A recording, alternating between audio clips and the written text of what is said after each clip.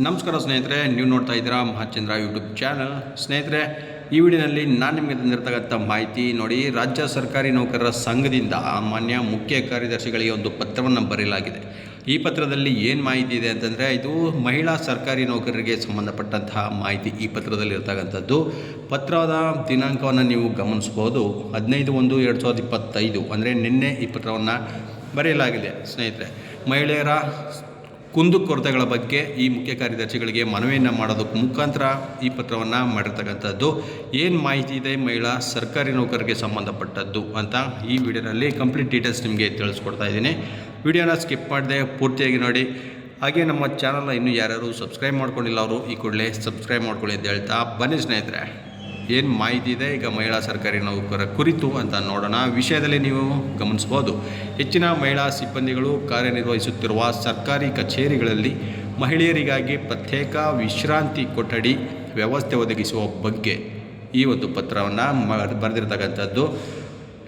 ಈ ವಿಷಯಕ್ಕೆ ಸಂಬಂಧಿಸಿದಂತೆ ಬೆಂಗಳೂರು ನಗರ ಸೇರಿದಂತೆ ರಾಜ್ಯದ ವಿವಿಧ ಜಿಲ್ಲೆಗಳ ಕೆಲವು ಸರ್ಕಾರಿ ಕಚೇರಿಗಳಿಗೆ ಭೇಟಿ ನೀಡಿದ ಸಂದರ್ಭದಲ್ಲಿ ಹೆಚ್ಚಿನ ಸಂಖ್ಯೆಯಲ್ಲಿ ಮಹಿಳಾ ಸಿಬ್ಬಂದಿಗಳು ಕಾರ್ಯನಿರ್ವಹಿಸುತ್ತಿರುವುದನ್ನು ಗಮನಿಸಲಾಗಿದ್ದು, ಮಹಿಳಾ ಸಿಬ್ಬಂದಿಗಳಿಗೆ ಪ್ರತ್ಯೇಕ ವಿಶ್ರಾಂತಿ ಕೊಠಡಿ ಇಲ್ಲದಿರುವುದು ಕಂಡುಬಂದಿರುತ್ತದೆ ಮತ್ತು ಈ ಸಂಬಂಧ ಹಲವು ಮಹಿಳಾ ನೌಕರರ ಸಂಘಕ್ಕೆ ಮನವಿಗಳನ್ನು ಸಲ್ಲಿಸಿರುತ್ತಾರೆ.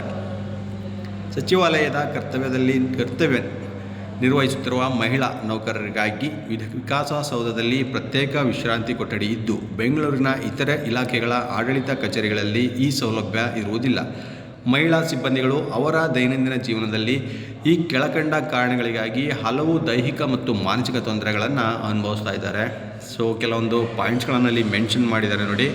ಮಾಸಿಕ ಋತುಚಕ್ರದ ಸಮಯ, ಗರ್ಭಧರಿಸಿದ ಸಂದರ್ಭ, ಗರ್ಭಪಾತವಾದ ಸಂದರ್ಭ, ಹಸುಗೂಸುಗಳಿಗೆ ಹಾಲುಣಿಸುವ ತಾಯಂದಿರು, ಸಮವಸ್ತ್ರವನ್ನು ಬದಲಾಯಿಸಿಕೊಳ್ಳುವ ಸಂದರ್ಭ, ಇತರೆ ವೈದ್ಯಕೀಯ ಸಮಸ್ಯೆಗಳ ಸಮಯದಲ್ಲಿ ಮಹಿಳಾ ನೌಕರರು ಯಾವುದೇ ತೊಂದರೆ ಅಥವಾ ಸಮಸ್ಯೆ ಎದುರಾದಲ್ಲಿ ಯಾರಿಗೂ ಹೇಳಿಕೊಳ್ಳಲಾಗದೆ ಬಹಳಷ್ಟು ನೋವನ್ನು ಅನುಭವಿಸುವ ಸಂದರ್ಭಗಳನ್ನು ಕಂಡಿರುತ್ತೇವೆ.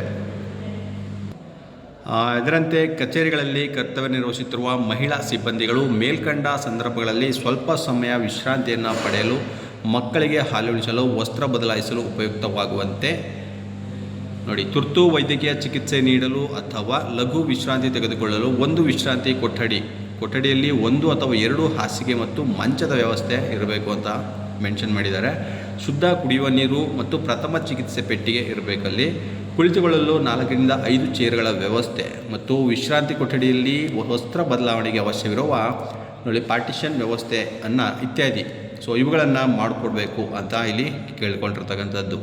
ಮೇಲಿನ ಅಂಶಗಳ ಹಿನ್ನೆಲೆಯಲ್ಲಿ ಬೆಂಗಳೂರು ನಗರದ ಎಲ್ಲ ಇಲಾಖೆಗಳ ಕೇಂದ್ರ ಕಚೇರಿಗಳು ಹಾಗೂ ರಾಜ್ಯದ ಎಲ್ಲ ಸಾರ್ವಜನಿಕ ಆಸ್ಪತ್ರೆಗಳು ಮತ್ತು ಹೆಚ್ಚಿನ ಸಂಖ್ಯೆಯಲ್ಲಿ ಮಹಿಳಾ ಸಿಬ್ಬಂದಿಗಳು ಕಾರ್ಯನಿರ್ವಹಿಸುತ್ತಿರುವ ಕಚೇರಿಗಳಲ್ಲಿ ಮೇಲ್ಕಂಡ ಸೌಲಭ್ಯಗಳನ್ನು ಕಲ್ಪಿಸಿ ಅವಶ್ಯ ಸುತ್ತೋಲೆ ಮತ್ತು ಆದೇಶ ಹೊರಡಿಸುವಂತೆ ಸಂಬಂಧಪಟ್ಟವರಿಗೆ ನಿರ್ದೇಶನ ನೀಡಲು ತಮ್ಮಲ್ಲಿ ಕೋರಿದೆ.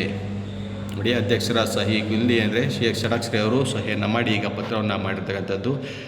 ಇವರು ಕಚೇರಿಗಳಿಗೆ ಭೇಟಿ ನೀಡಿರ್ತಕ್ಕಂಥ ಸಂದರ್ಭದಲ್ಲಿ ಗಮನಿಸಿ ಈ ಮಹಿಳಾ ನೌಕರರಿಗೆ ಅನುಕೂಲವಾಗುವಂತೆ ಇದೊಂದು ಮನವಿಯನ್ನು ಮಾಡಿಕೊಂಡಿದ್ದಾರೆ.